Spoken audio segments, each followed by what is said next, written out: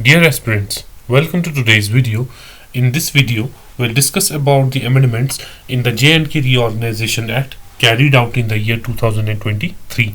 This is the last video on the series of videos made on the discussions of the J&K Reorganization Act 2019.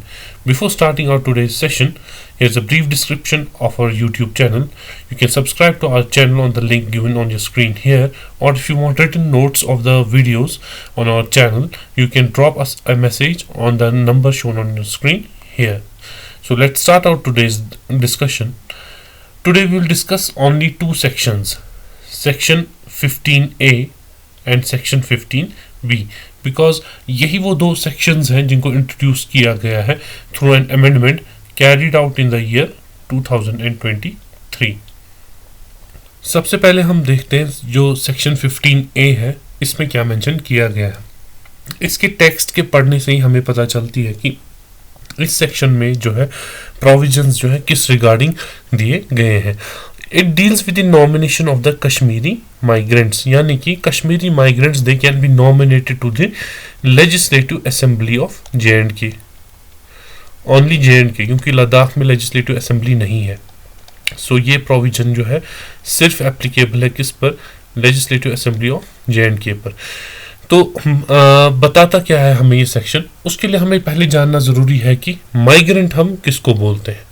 देखिए, migrant की definition जो है वो दी गई है इस सेक्शन में, जो है इसमें रेफरेंस दी गई है जो जम्मू एंड कश्मीर माइग्रेंट्स के रिगार्डिंग जो एक्ट है, उनकी इमूवेबल प्रॉपर्टी की प्रोटेक्शन के लिए जो एक्ट बनाया गया है, उस एक्ट में जो है माइग्रेंट्स को डिफाइन किया गया है. तो इस सेक्शन में जो है उस एक्ट की रेफरेंस दी गई है. तो उस एक्ट में जो है माइग्रेंट की डेफिनेशन क्या है. माइग्रेंट का मतलब है हर वो कोई इंसान जिसने माइग्रेट किया है कश्मीर से या J&K के किसी भी पार्ट से 1 नवंबर 1989 के बाद, और ना कि सिर्फ माइग्रेट किया है बट उस इंसान की जो है रजिस्ट्रेशन भी हुई है as a migrant with the relief commissioner. Okay, और इसके अलावा ये पहला क्राइटेरिया है. इसके अलावा दूसरे क्राइटेरिया के हिसाब से किसको माइग्रेंट माना जाएगा, इसमें वो बंदा भी आता है भले ही उसकी रजिस्ट्रेशन जो है वो रिलीफ कमिश्नर के साथ ना हुई हो. क्यों ना हुई हो? क्योंकि वो या तो गवर्नमेंट की सर्विस में था जिसमें ऑफिस जो है उनका कंटिन्यूसली मूव होता रहता था, जम्मू से कश्मीर, कश्मीर से जम्मू, तो इसकी वजह से वो इसमें रजिस्टर नहीं कर पाए हैं एज ए माइग्रेंट, या जिन्होंने कश्मीर वैली को छोड़ा है या जम्मू एंड कश्मीर के किसी भी स्टेट को छोड़ा है किसी काम की वजह से या पढ़ाई की वजह से, किसी वोकेशन की वजह से, और उनकी इमूवेबल प्रॉपर्टी जो है वो यहाँ पे कश्मीर में या J&K स्टेट के किसी भी पार्ट में मौजूद है, बट वो वहाँ पे नहीं जा सकते क्योंकि वहाँ की कंडीशंस जो है वो डिस्टर्ब है. तो यहाँ पे दो क्राइटेरिया है, एक तो रजिस्टर्ड, जो रजिस्टर्ड है एज ए माइग्रेंट, दूसरा है जो नॉट रजिस्टर्ड है. नॉट रजिस्टर्ड का रीजन भी इस एक्ट में दिया गया है क्यों नॉट रजिस्टर्ड है. या तो वो गवर्नमेंट सर्विस में थे, ठीक है, या तो वो किसी काम के सिलसिले में बाहर थे, या फिर किसी वोकेशन की वजह से वो बाहर थे कश्मीर से या जम्मू एंड कश्मीर के किसी भी पार्ट से. और ये तीन कैटेगरी के लोग जो है अब वापस जम्मू एंड कश्मीर नहीं जा पाए. क्यों नहीं जा पाए? क्योंकि वहां पे कंडीशंस जो है वो क्या थी, डिस्टर्ब थी.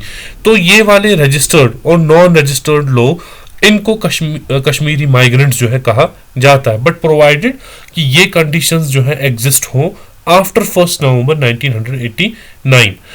तो ऐसे लोगों को जो ये क्राइटेरिया फुलफिल करते हैं, तो lieutenant governor of Jammu and Kashmir has a powers to nominate them to the assembly of Jammu and Kashmir. कितनों को वो नॉमिनेट कर सकते हैं? मैक्सिमम 2 लोगों को, जिसमें से एक जो है उसका वुमेन का होना जरूरी है. ठीक है, मैक्सिमम 2 लोगों को, कश्मीरी माइग्रेंट्स को लेफ्टिनेंट गवर्नर जो है हमारी असेंबली में नॉमिनेट कर सकते हैं. वो असेंबली मेंबर बन सकते हैं, उनको इलेक्शंस लड़ने की ज़रूरत नहीं है, वो नॉमिनेशंस के थ्रू असेंबली में बैठ सकते हैं, बट एक उसमें से कम जो है वुमेन होनी चाहिए. तो ये वुमेन एम्पावरमेंट के लिए भी इस सेक्शन में प्रोविजन रखा गया है. इसी तरह से हमारा जो सेक्शन 15B है, ये डील करता है with the nomination of displaced persons, यानी कि जो लोग डिस्प्लेस हुए हैं जम्मू एंड कश्मीर से, उन लोगों को भी नॉमिनेट किया जा सकता है। और कौन नॉमिनेट करेंगे? Again LG. कितने लोगों को? यहाँ पे एक ही को। और इसमें ये क्राइटेरिया नहीं है कि वुमेन है या मैन है या थर्ड जेंडर है, नहीं, इसमें सिर्फ लिखा हुआ है कि एक आदमी, एक इंसान को जो है नॉमिनेट कर सकते हैं, प्रोवाइडेड जो है वो डिस्प्लेस्ड पर्सन की कैटेगरी में फॉल होता हो।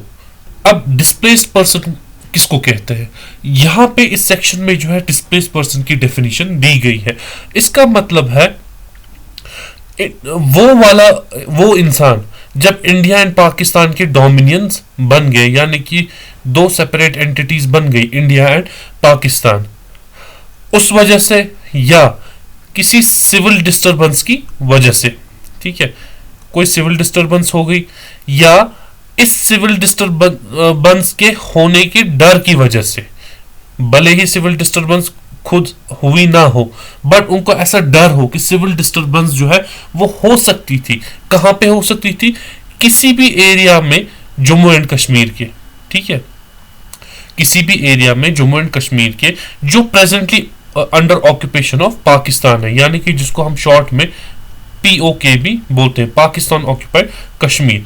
मगर कब, किस टाइम पे ये सिविल डिस्टरबेंसेस हैं या इन सिविल डिस्टरबेंसेस का डर है? ये है ड्यूरिंग द इयर्स 1947-48, 1965, 1971। अगर आप ये 3 साल देखेंगे, ये वो 3 साल हैं जब इंडिया पाकिस्तान के वॉर हुए थे।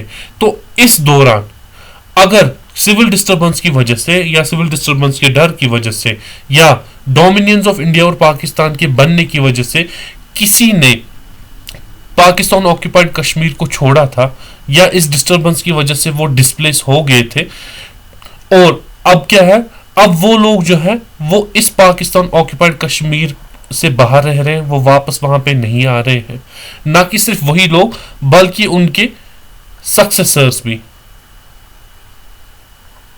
ठीक है, सक्सेसर्स इन इंटरेस्ट, सिर्फ वो लोग नहीं जो डिस्प्लेस हुए बल्कि उनकी सक्सेसर्स भी, तो उनको डिस्प्लेस्ड माना जाता है। तो इसमें जिस एरिया को कंसीडर किया जाता है वो है POK, पाकिस्तान ऑक्यूपाइड कश्मीर। वहां पे जब डिस्टरबेंस हुई थी इन 3 सालों में, उस टाइम पे जो लोग वहां से डिस्प्लेस हो गए थे, वापस वहां पे नहीं आ पाए, तो उन लोगों को भी LG जो है वो नॉमिनेट कर सकते हैं हमारी असेंबली में, बट उनमें से सिर्फ एक बंदे को, एक इंसान को, ठीक है। अब ऐसा प्रोविजन क्यों है? बिकॉज पाकिस्तान ऑक्यूपाइड कश्मीर जो है it is a part of India. अगर आप JNK UT का या जो पहले JNK स्टेट थे, हमें उसका मैप देखेंगे तो POK is a part of India.